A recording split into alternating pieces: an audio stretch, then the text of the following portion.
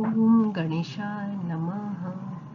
आकाशात् पतितं तोयं सागरं प्रति गच्छति सर्वदेव नमस्कारं विष्णुं प्रति गच्छति।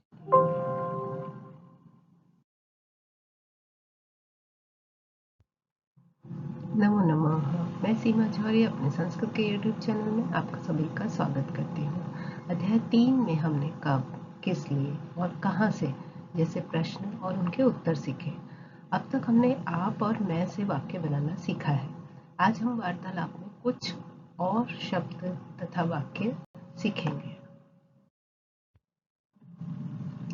ये कुछ छोटे छोटे वाक्य हैं जो हम आए दिन यूज करते हैं, जैसे कि आप आइए, भवान भवती आगच्छतु। आप बैठिए, भवान भवती उपविशतु। आप यहाँ से जाइए, भवान भवती इतः गच्छतु। आप चुप रहिए, भवान भवती तूष्णीं भवतु। तो भवान और भवती आप जानते हैं पुल्लिंग और स्त्रीलिंग के लिए अलग अलग है।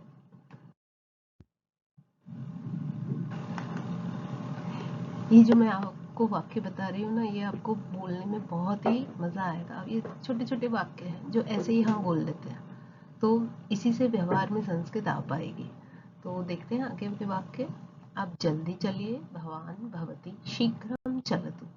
आप जल्दी बोलिए, भवान भवती शीघ्रम और त्वरितम वदतु।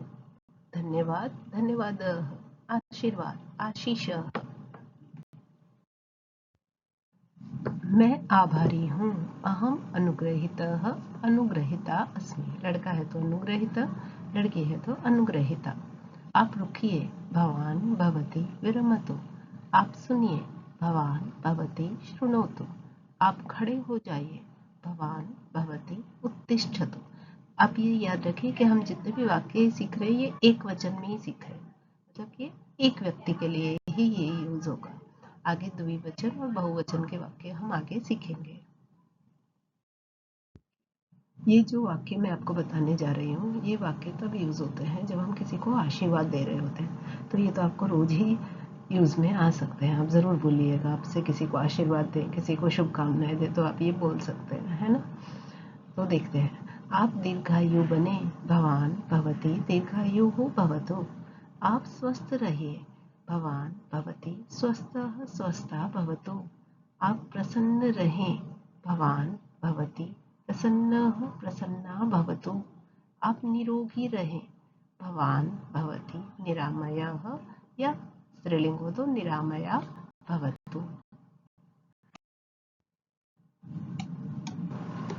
आप सफलता को प्राप्त करें, भवान भवती सफलतां प्राप्नोतु।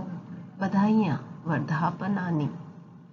शुभकामनाएं, शुभकामनाः शुभाशयाः। मैं खुश हूँ, अहम प्रसन्नः अस्मि। आप प्रॉमिस कीजिए अब आपको संस्कृत में ही ऐसे वाक्य बोलने हैं जो हम रोज यूज करते हैं। ठीक है, अब तो आसान है ना। ये जो वाक्य मैं बोलने जा रही हूँ ना, ये वाक्य आप जब संस्कृत में बोलेंगे ना, तो आपको बहुत अपने ऊपर गर्व अनुभव होगा। ठीक है, तो ये अनुभव करने के लिए वाक्य बोलना ज़रूरी है। तो चलिए बोलते हैं।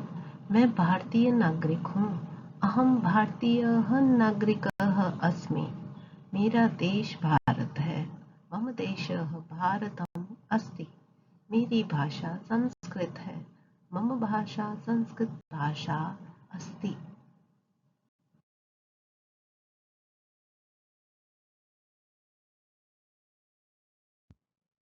अब सीख लेते हैं कि दिन, अगर मुझे बताना है कि आज ये दिन है तो कैसे बोलेंगे। ये वर्तमान काल के लिए। तो अगर हमें कहना है आज रविवार, सोमवार, मंगलवार, बुधवार, गुरुवार, शुक्रवार, शनिवार है। अब आज के लिए संस्कृत में आपको मालूम है, हमने पहले भी ये सीखा हुआ है। आज के लिए शब्द होता है अद्य, और है के लिए तो हम हर अध्याय में सीख ही रहे हैं। अस्ति होता है के लिए। तो देखते हैं। अद्य रविवासरः, वार को क्या कर दिया, वासरः। सोमवासरः, मंगलवासरः, बुधवासरः, गुरुवासरः शुक्रवासरः शनिवासरः अस्ति। अब तक जो हमने दिन सीखे थे वो वर्तमान काल में सीखे थे कि आज ये दिन है। अब हम सीखेंगे कल, आने वाला कल ये दिन होगा। जैसे कहना है कि कल रविवार, सोमवार, मंगलवार, बुधवार, गुरुवार, शुक्रवार, शनिवार होगा। इसी को बस 2 शब्द बदल देने हैं, बाकी सब वही रहेगा।